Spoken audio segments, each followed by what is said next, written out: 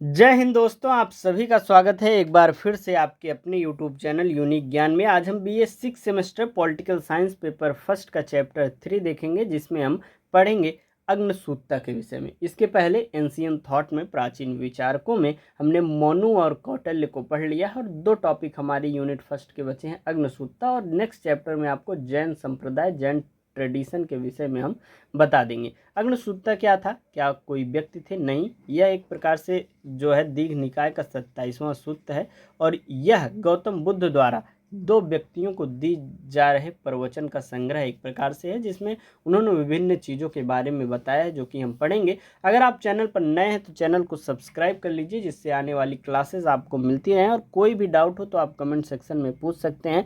Chapter wise पूरे syllabus का जो क्लासेस कराई जा रही हैं उसका नोट्स आपको PDF फॉर्म में दिया भी जा रहा है। अगर आप चाहते हैं तो अभी चैप्टर के एंड में आपको बताया जाएगा कहाँ पर दिया जा रहा है। सभी लोग ज्वाइन कर चुके हैं, जो भी ज्वाइन करना है। आप भी ज्वाइन करना चाहते हैं ग्रुप जहाँ पर नोट्स मिल रहे हैं, तो आप अभी एंड में आपको बता दिया जाएगा कैसे ज्वाइन करना है। चलिए देखते हैं अग्नसूत्रता के विषय में। चैनल को अधिक से अधिक अपने दोस्तों के पास शेयर करिए, जिससे वह भी जान सकें क्लासेस चल रही हैं और उनका भी फ़ायदा हो। बहुत सी यूनिवर्सिटीज़ में अब की बार ऑप्शनल जो है पेपर होने वाला है, क्वेश्चन पेपर MCQ बेस्ड होने वाला है, तो उनके लिए क्वेश्चन पेपर ऑप्शनल का भी प्रोवाइड कराया जाएगा और बेहतरीन तैयारी कराई जाएगी। लेकिन सबसे पहले डिस्क्रिप्टिव पूरा चैप्टर आपको सिलेबस को समझ लेना है, उसके बाद ही आपको जो है वह कराई जाएंगी, इसलिए दोनों ज़रूरी है। आप नोट्स ले लें। जैसे बहुत से बच्चों का डाउट रहता है कि सर मेरा MCQ बेस्ड क्वेश्चन पेपर होगा, तो क्या मैं यह पढ़ूं जो सिलेबस आप बता रहे हैं, जो पढ़ा रहे हैं सिलेबस चैप्टर वाइज वह पढ़ें? तो आप यह समझिए, पहले आप पूरा चैप्टर पढ़ेंगे तभी तो आप MCQ अच्छे से लगा पाएंगे। चलिए देखते हैं अग्नसूत्रता के विषय में। अग्नसूत्र जो है दीघ निकाय संग्रह, जो कि पाली संस्करण का 27वां सूत्र है।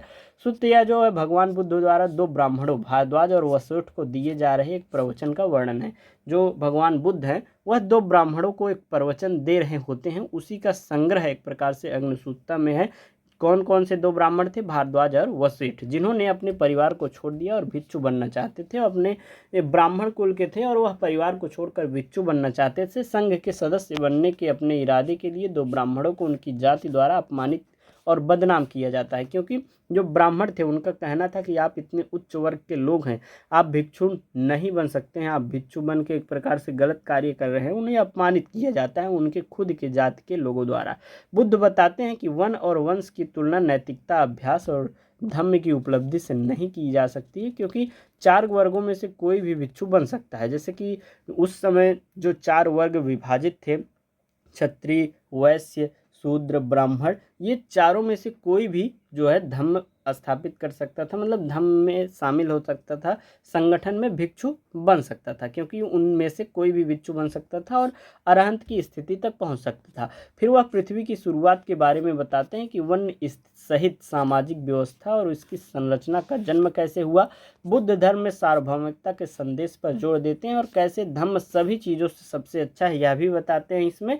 और सूत्र तब शुरू होता है जब बुद्ध सावित्री मंदिर में आते हैं। एक प्रकार से आपको हम पहले बता दें, वह बताते हैं पृथ्वी की शुरुआत कैसे हुई थी। पृथ्वी की शुरुआत जब हुई थी तब एक प्रकार से उसमें संसार की उत्पत्ति और विकास का वर्णन करते हैं। प्रारंभ में जो मानव थे वह शुद्ध और नैतिक थे। धीरे धीरे लोभ, स्वार्थ और अहंकार बढ़ा, जिससे समाज में वर्ग और असमानताएं उत्पन्न हुई और चार वर्णों, कौन कौन से? क्षत्रिय, ब्राह्मण, वैश्य, शूद्र का निर्माण हुआ। मानव क्रियाओं के आधार पर हुआ, ना कि ईश्वर द्वारा। वह बताते हैं यह जो विभिन्न वर्ग आप जो कह रहे हैं ब्राह्मण भिक्षु नहीं बन सकते हैं, ब्राह्मण उच्च कुल के होते हैं, तो यह जो आपने बनाया हुआ है यह ईश्वर का बनाया हुआ नहीं है, आपने स्वयं से इसका निर्माण किया हुआ है, अपने मानव क्रियाओं के आधार पर इसका निर्माण हुआ है। इसके आगे बताते हैं कि जो सूत्र है यह कब शुरू होता है? जब भगवान बुद्ध सावित्री मंदिर में रहते हैं, मिग्रा की माँ विशाखा द्वारा दान किए गए जो मंदिर है उसमें रहते हैं। उस समय दो ब्राह्मण भारद्वाज और वशिष्ठ भिक्षुओं के साथ प्रशिक्षण ले रहे होते हैं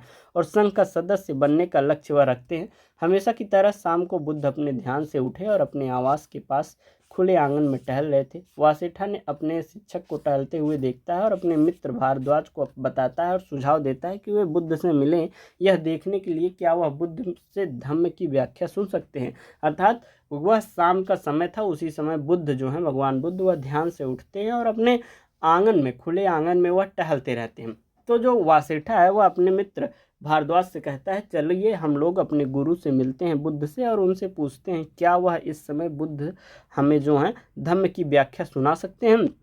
और वह जाते हैं, वह दोनों बुद्ध के पास जाते हैं और कुछ औपचारिकताओं के बाद बुद्ध दोनों से पूछते हैं कि क्या उन्हें आदेश में शामिल होने के लिए अपनी कक्षा और आम आदमी के जीवन को छोड़ने पर अपमान और बदनामी मिली है। अर्थात औपचारिकताएं, जैसे कि आप अपने गुरु से मिलते हैं, नमस्ते करते हैं, पैर छूते हैं, तो उस समय की जो औपचारिकताएं थी उसको पूर्ण करके वह मिलते हैं जब बुद्ध से, तो बुद्ध उनसे पूछते हैं कि आपने अपने कुल को, अपने जाति को, अपने परिवार को छोड़कर जब भिक्षु बनने का जो है निर्णय लिया तो क्या आपको आपके लोगों द्वारा बदनामी या अपमान सहने को मिला।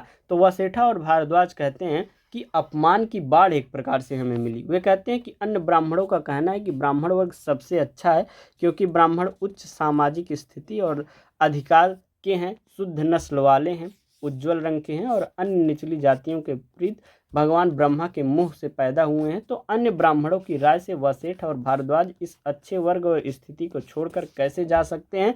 इस प्रकार अन्य वर्गों के मुंडे हुए सुर और धोखेबाज तपस्वियों के साथ मिलकर जो ब्राह्मणों के चरणों से पैदा हुए हैं वह उनके साथ कैसे मिल सकते हैं। अर्थात जब वह अपने जाति धर्म, अपने परिवार को छोड़कर भिक्षु बनना चाहते हैं तो ब्राह्मण लोग जो होते हैं वह उनकी एक प्रकार से निंदा करते हैं, अपमानित करते हैं, बदनाम करते हैं कि आप कैसे उन मुंडे हुए सर, जैसे कि जो भिक्षु होते हैं अपना सिर मुंडवा लेते हैं, बाल नहीं रहते हैं, तो उन मुंडे हुए सर वालों से, धोखेबाज तपस्वियों के साथ आप कैसे मिल सकते हैं। आप उज्ज्वल रंग वाले हैं, शुद्ध नस्ल वाले हैं, जो एक प्रकार से ये सभी भिक्षु हैं, ये भगवान ब्रह्मा के पैर से पैदा हुए हैं और ब्राह्मण जो है ब्रह्मा के मुंह से पैदा हुए हैं, ऐसा उनका कहना था। लेकिन तब क्या कहते हैं भगवान बुद्ध, कहते हैं कि अब के समय में ब्राह्मण जो हैं वह भी ब्राह्मण वर्ग की महिलाओं जो गर्भवती होती हैं उनसे उत्पन्न होते हैं और आम आदमी भी उन्हीं के गर्भ से उत्पन्न होता है। तो आप कैसे कह सकते हैं ब्राह्मण वास्तव में जो है ब्रह्मा के मुख से पैदा हुए हैं। इस टिप्पणी जो वह बताते हैं तो बुद्ध उन्हें बताते हैं कि ब्राह्मण वास्तव में अपने अतीत के बारे में भूल गए हैं। यदि उन्हें ऐसी बात कही है तो तथ्य यह है कि ब्राह्मण वर्ग की महिलाएं गर्भवती हो सकती हैं, जन्म दे सकती हैं और अपने बच्चों की देखभाल कर सकती हैं, लेकिन ब्राह्मण अभी भी कहते हैं कि वे भगवान ब्रह्मा के मुख से पैदा हुए हैं, अन्य वर्ग ब्रह्मा के चरणों से पैदा हुए हैं। तो इस प्रकार ब्राह्मण शब्द असत्य है, क्योंकि वर्तमान समय में जो हमें प्रैक्टिकली व्यवहार रूप में देखने को मिल रहा है कि सभी गर्भ से उत्पन्न होते हैं। तो यह सभी चीज़ें देखते हुए भी ब्राह्मण कैसे कह सकते हैं कि वह ब्रह्मा के मुख से पैदा हुए हैं, और जो अन्य निचली जातियां उन्होंने बताई हुई हैं वह कैसे कह सकते हैं कि वह उनके पैर से पैदा हुए हैं। तो ब्राह्मण शब्द को ही वह असत्य ठहराते हैं। बुद्ध ने कहा कि ब्राह्मण सच नहीं बोल रहे हैं, उन्हें अपने कर्मों का बुरा फल मिलेगा। इसके बाद बुद्ध विस्तार से बताते हैं कि यदि कोई वर्ग निम्नलिखित कर्म करता है, जैसे कि हत्या करना, जो कुछ भी नहीं किया गया उसे लेना, यौन दुराचार से में भाग लेना, झूठ बोलना, निंदा करना, असभ्य शब्द बोलना या बकवास करना, लालची, क्रूर, गलत विश्वासों का अभ्यास करना, ये सभी चीज़ें करना, लोग अब भी उसे नकारात्मक कर्म जो करते हैं इसलिए इन्हें सम्मान के योग्य नहीं समझा जाता। वे कर्मों में भी संकट में पड़े रहेंगे, चाहे वह किसी भी धर्म के या जाति के हों। जैसे कि बुरे कर्म जो भी हैं, जैसे हत्या करना, चोरी करना, झूठ बोलना, दुराचार, कठोर अशिष्ट भाषा, लालच और गलत दृष्टि, ऐसे कर्म करते हैं, चाहे वह फिर ब्राह्मण हो, क्षत्रिय हों, वैश्य हों, शूद्र हों, किसी भी जाति के हों, अगर वह बुरे कर्म करते हैं तो उन्हें हीन भावना से देखा जाएगा और वो सम्मान योग्य नहीं माने जाएंगे। लेकिन जो अच्छे कर्म करेंगे, जैसे अहिंसा का पालन करेंगे, सत्य बोलेंगे, संयम रखेंगे, सदाचार के पालन करेंगे, तो वह किसी भी धर्म जाति के हों वह जो है सम्मान के योग्य माने जाएंगे। संघ और समानता की समता की बात करें तो कोई भी व्यक्ति भिक्षु बन सकता है, वह चाहे किसी भी जाति का हो। सभी के लिए निर्वाण अर्थात अरहंत व्यवस्था प्राप्त करना संभव है। एक प्रकार से संघ में पूर्ण समानता देखी जाती है, कोई भी वर्ग अलग है उसमें नहीं देखा जाता है। धर्म की सर्वोच्चता हमने देख ली।